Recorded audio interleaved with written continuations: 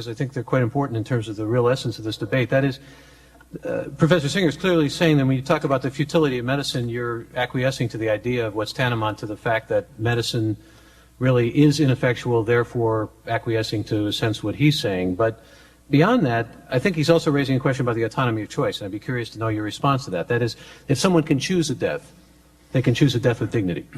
And since you have made dignity the centerpiece of a lot of your argument, what about that notion that having your own autonomy to die in a dignified way is a death with dignity that you can choose? I think on the fertility issue, I think my point is that is the context in which you then have that conversation, whether it's about PVS, whether it's about anencephaly. I've never heard anyone suggest an anencephalic can live for 40 years before. This is, I mean, we'd have to have some physicians in the conversation to tease this out. But it seems to me that the principle here, I mean, there are immensely difficult situations in which we decide, do we treat, do we not treat, do we withdraw treatment because it isn't working? I mean, what are the parameters on which we begin and withdraw treatment? And these are very legitimate discussions in which, in a clinical context, we will have a very complex conversation. I think that is a proper conversation to have. I think it is a different conversation in kind from the conversation about whether we intentionally treat or not treat with a view to bringing about the end of the patient's life. And I think that principial distinction is it's part of the wall that divides civilization from barbarism. It's that important. Even if in individual cases, it may be very complex putting together the pieces of the conversation. On the issue of autonomy, I find it's a very interesting conversation indeed.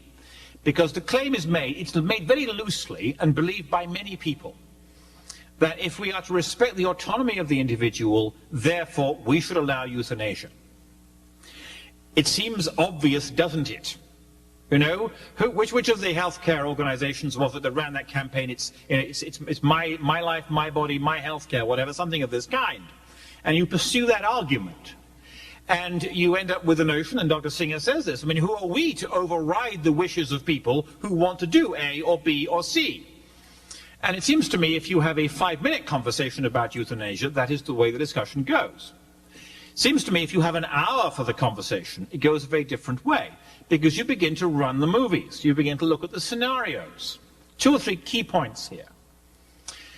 One is, if you actually have a euthanasia regime in law in this country, one of the most immediate impacts it would have would be on health insurance.